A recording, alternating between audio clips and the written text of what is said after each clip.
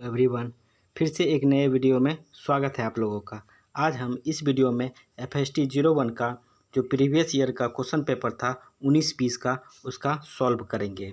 इससे पहले हम लगभग 10 से 12 वीडियो अपलोड किए हैं। सारे FST 01 जो आपका MCQ मोड में होगा, MCQ मोड में होगा, उनका सॉल्यूशन कराए हुए हैं। यदि आप उन प्रश्नों को देखकर एग्ज़ाम में जाते हैं तो आपको अच्छी खासी तैयारी हो जाएगी। जो आप मतलब उसी से क्वेश्चन यदि आते हैं तो आप बना के आइएगा। जो MCQ मोड में ये आपका एग्ज़ाम कंडक्ट करवाया जाएगा। आइए आज का क्वेश्चन नंबर 1 देखते हैं। देखिए, डैश काल में उच्च केंद्रीकृत राज्य शक्ति में अपेक्षाकृत अधिक लचीले और स्थानीय किस्म के प्रशासन की शुरुआत की गई। तो किसके काल में किया गया था? ऑप्शन देखिए, मौर्य काल है, गुप्त काल है, उपयुक्त दोनों है। ऑप्शन 4 है उपयुक्त में से कोई नहीं। तो इसका राइट आंसर हो जाएगा गुप्त काल में जो है केंद्रीकृत राज शक्ति में अपेक्षाकृत अधिक लचीले और स्थानीय किस्म के प्रशासन की शुरुआत किया गया था। तो गुप्त काल में किया गया था।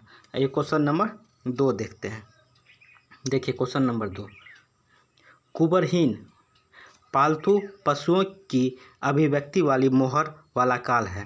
मतलब पशुओं पे मोहर लगाया जाता था, तो वो काल किसके काल में ये किया जाता था? ऑप्शन देखिए, मेसोपोटामिया काल है। ऑप्शन 2 है हड़प्पा काल है। ऑप्शन 3 मुगल काल है। ऑप्शन 4 कनिष्क काल है। तो इसका राइट आंसर हो जाएगा कनिष्क के काल में कुबरहीन पशुओं पर मोहर लगाया जाता था। आइए क्वेश्चन नंबर 3 देखते हैं। देखिए क्वेश्चन नंबर 3, राष्ट्रीय R&D जिसे शोध एवं विकास कहा गया है, संस्थान की प्रयोगशालाओं से प्रौद्योगिकी की क्षेत्र में आंतरिक करने को सुगम बनाने हेतु किसका गठन किया गया था? तो इसका किसका गठन किया गया था? ऑप्शन देखिए, नेशनल रिसर्च एवं development corporation of India. Option 2 है central building research institute. Option 3 है विज्ञान एवं प्रौद्योगिकी विभाग। ऑप्शन 4 है भारतीय कृषि अनुसंधान परिषद। तो इसमें इसका राइट आंसर हो जाएगा ऑप्शन नंबर 1, नेशनल रिसर्च एवं डेवलपमेंट कॉरपोरेशन ऑफ इंडिया। आइए क्वेश्चन नंबर 4 देखते हैं। देखिए क्वेश्चन नंबर 4, अक्टूबर से मार्च तक बोई जाने वाली फसलें हैं। अक्टूबर में बोई जाती है और मार्च में जो काटी जाती है उस फसल को क्या कहते हैं? ऑप्शन देखिए, रबी की फसल है। ऑप्शन 3 2 है, यहाँ 2 होना चाहिए, नकदी वाली फसल है। ऑप्शन 3 है खरीफ की फसल है। ऑप्शन 4 है जायद। तो इसका राइट आंसर हो जाएगा रबी की फसल को अक्टूबर महीना में बोई जाती है और मार्च महीना में काटी जाती है। आइए क्वेश्चन नंबर 5 देखते हैं। देखिए क्वेश्चन नंबर 5, किस देश में जल विद्युत प्रजनन के क्षेत्र में भारत से प्रौद्योगिकी आंतरिक की थी? तो ऑप्शन देखिए, मेक्सिको है, बर्मा है, अर्जेंटीना है, मलेशिया है। तो इसका राइट आंसर हो जाएगा बर्मा। आइए क्वेश्चन नंबर 6 देखते हैं। कौन सा विटामिन नसों के सुचारू रूप से कम करने के लिए अनिवार्य माना जाता है? तो कौन सा विटामिन है नसों को सुचारू रूप से कम करने के लिए अनिवार्य होना चाहिए शरीर में? तो ऑप्शन देखिए, विटामिन बी कॉम्प्लेक्स है, विटामिन ई है, विटामिन के है, विटामिन ए है। तो इसका राइट आंसर हो जाएगा विटामिन बी कॉम्प्लेक्स। सब नसों को सुचारू रूप से कम करने के लिए ज़रूरी है हमारे शरीर के लिए। आइए क्वेश्चन नंबर 7 देखते हैं। देखिए क्वेश्चन नंबर 7, खोई का इस्तेमाल किसके निर्माण में एक कच्ची सामग्री के रूप में किया जाता है? तो ऑप्शन देखिए, सौंदर्य प्रसाधन है। ऑप्शन 2 है कागज़ है। ऑप्शन 3 सीमेंट है। ऑप्शन 4 कांच है। तो इसका राइट आंसर हो जाएगा कागज़। ठीक है, खोई का जो इस्तेमाल किया जाता है कागज़ के निर्माण के लिए किया जाता है। क्वेश्चन नंबर 8 देखिए, आलू का परावर्धन किया जाता है। आलू जो रोपा जाता है तो क्या रोपते हैं? ऑप्शन देखिए, बीज से है। ऑप्शन 2 है सीड ट्यूबर से है। ऑप्शन 3 है ठंडल तने लगाकर। ऑप्शन 4 है 2 और 3 दोनों। तो इसका राइट आंसर हो जाएगा ऑप्शन 3 नंबर, ठंडल तने लगाकर आलू का परावर्धन किया जाता है। आइए क्वेश्चन नंबर 9 देखते हैं। देखिए 9 नंबर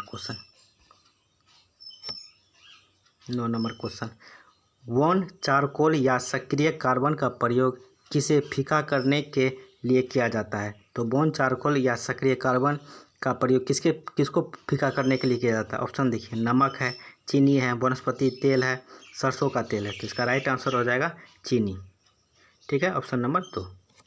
देखिए क्वेश्चन नंबर 10, हमारे देश के कौन से क्षेत्र शुष्क है? तो कौन सा क्षेत्र शुष्क है? ऑप्शन देखिए, असम, मिजोरम, त्रिपुरा है। ऑप्शन 2 है उत्तर प्रदेश, बिहार, उड़ीसा है। ऑप्शन 3 छत्तीसगढ़, झारखंड, बिहार है। ऑप्शन 4 लद्दाख, राजस्थान, गुजरात है।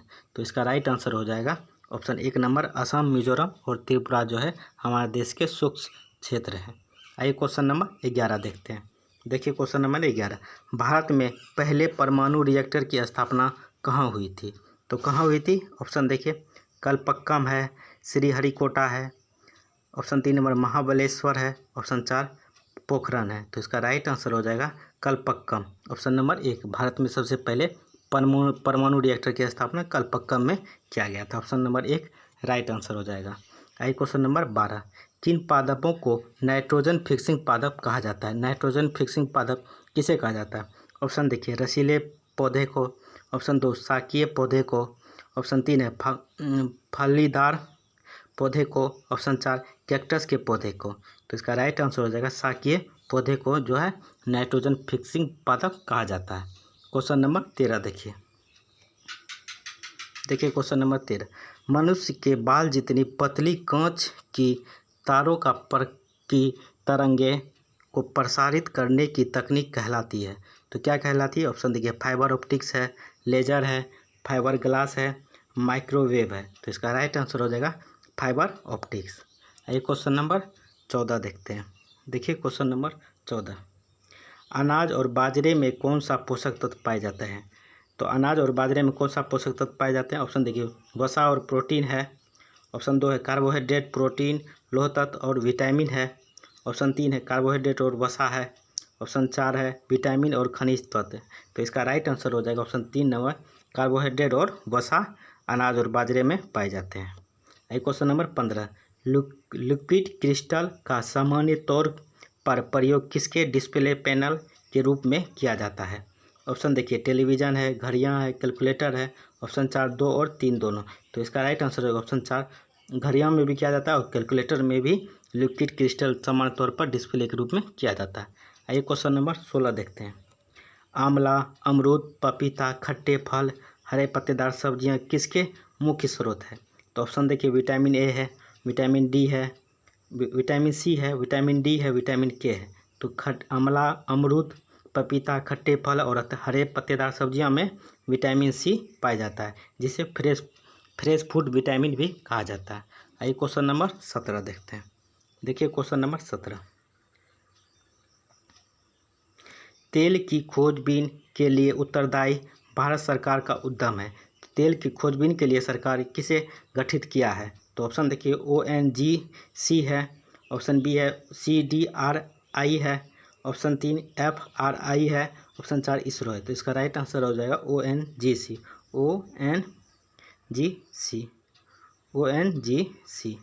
ठीक है।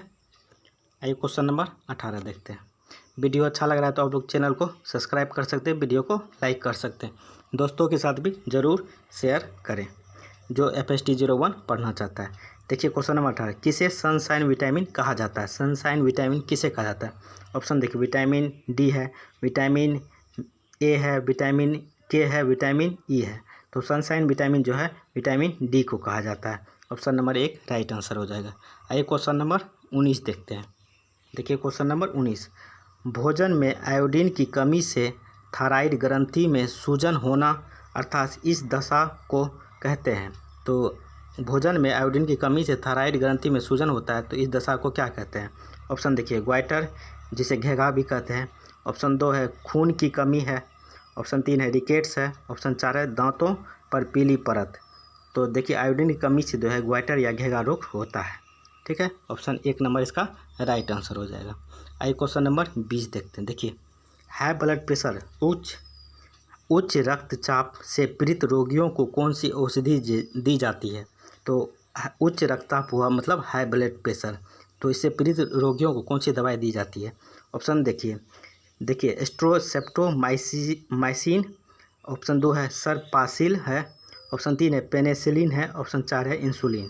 तो इसका राइट आंसर हो जाएगा ऑप्शन 3 नंबर पेनिसिलिन। इंसुलिन जो है मधुमेह रोग को, जिससे डायबिटीज है, उसे दिया जाता है। आइए क्वेश्चन नंबर 21 देखते हैं। देखिए, कंट्रोल यूनिट और अंक विज्ञान और तर्क यूनिट ALU संयुक्त रूप से कहलाते हैं। तो क्या कहलाते हैं ये? ऑप्शन देखिए, कंप्यूटर सॉफ्टवेयर है, इनपुट है, सेंट्रल प्रोसेसिंग यूनिट है, ऑप्शन 4 आउटपुट है। तो कंट्रोल यूनिट और अंक विज्ञान और तर्क यूनिट जो है सेंट्रल प्रोसेसिंग यूनिट कहलाता है। देखिए क्वेश्चन नंबर 22, कैनोला का आयात किस देश से किया जाता है? कैनोला का आयात जो भारत मंगाता है तो किस देश से मंगाता है? ऑप्शन देखिए, मलेशिया है, चीन है, कनाडा है, जापान है। तो इसका राइट आंसर हो जाएगा कनाडा से कैनोला का आयात किया जाता है भारत में। आइए क्वेश्चन नंबर 23 देखते हैं। देखिए, सोने की बीमारी का कारण है, जो अधिक लोग सोता है तो उसका बीमारी, कौन सा बीमारी से ग्रस्त होता है? ऑप्शन देखिए, प्रोटोजोआ है, जीवाणु है, विषाणु है, फफूंद है। तो इसका राइट आंसर हो जाएगा फफूंद। ऑप्शन नंबर 1 राइट आंसर हो जाएगा। आइए क्वेश्चन नंबर 24 देखते हैं। देखिए, चेचक, जिसे स्मॉल पॉक्स भी कहते हैं, कि वैक्सीन की खोजकर्ता थे। तो चेचक के वैक्सीन की खोजकर्ता कौन थे? ऑप्शन देखिए, रॉबर्ट कोच है, ऑप्शन 2 है ल्यूवेन हॉक है, ऑप्शन 3 एडवर्ड जेनर है, ऑप्शन 4 एडविन चैडविक है। तो इसका राइट आंसर हो जाएगा एडवर्ड जेनर, ऑप्शन नंबर 3, चेचक के वैक्सीन की खोज किया था। देखिए 25 नंबर, श्वेत रक्त कोशिकाएं WBC शरीर में कहाँ विकसित होती है? ऑप्शन देखिए, किडनी और अमाशय है, ऑप्शन 2 है थाइमस और बोन मेरो है, ऑप्शन 3 लीवर और छोटी आंत है, ऑप्शन 4 हाइपोथैलेमस और थायराइड है। तो इसका राइट आंसर हो जाएगा थाइमस और बोन मेरो में श्वेत रक्त कोशिका WBC बनता है। आइए क्वेश्चन नंबर 26 देखते हैं। देखिए क्वेश्चन नंबर 26, मस्तिष्क में कई किस्म के न्यूरॉन होते हैं। एक ऐसे किस्म का न्यूरॉन तंत्रिका तंत्र से मांसपेशियों और ग्रंथियों को संकेत भेजने में सहायता करता है, जो कहलाता है। तो क्या कहलाता है ये? देखिए ऑप्शन, संवेदी न्यूरॉन है, मोटर न्यूरॉन है, ऑप्शन 3 आंतरिक न्यूरॉन है, ऑप्शन 4 उपयुक्त में से कोई नहीं। तो इसका राइट आंसर हो जाएगा motor neuron, option number 2। Question number 27 देखिए, निम्नलिखित में से सही कथन का चयन करें। देखिए कौन सा सही कथन है इसमें? देखिए पहला है, मध्य मस्तिष्क में क्षति होने से रोगी सदा के लिए निद्रा या कोसा की अवस्था में जा सकता है। उसके बाद ऑप्शन 2 है, सेरेब्रम कॉर्टेक्स को अक्सर इसके रंग के कारण रेड मैटर कहा जाता है, ये गलत है। ऑप्शन 3 देखिए, मेडुला अग्र मस्तिष्क का एक महत्वपूर्ण भाग है, नहीं ये भी गलत है। ऑप्शन 4 देखिए, थैलेमस पार्श्व मस्तिष्क में पाया जाता है, ये भी गलत है। ऑप्शन नंबर 1 राइट आंसर है। ऑप्शन नंबर 1 जो है, मध्य मस्तिष्क में क्षति होने से रोगी सदा के लिए निद्रा या कोमा की अवस्था में जा सकता है। ठीक है, देखिए क्वेश्चन नंबर 28 देखिए, निम्नलिखित में से कौन सा कथन विज्ञान के इतिहास के बारे में सही है? देखिए ऑप्शन, इसके तहत वैज्ञानिक खोज की शोध एवं प्रश्न पूछने का अभाव होता है। ऑप्शन 2 है, यह विज्ञान और समाज की अंतःक्रिया की निरंतर जारी प्रक्रिया की कहानी है। ऑप्शन 3 है उपयुक्त दोनों, ऑप्शन 4 है उपयुक्त में से कोई नहीं।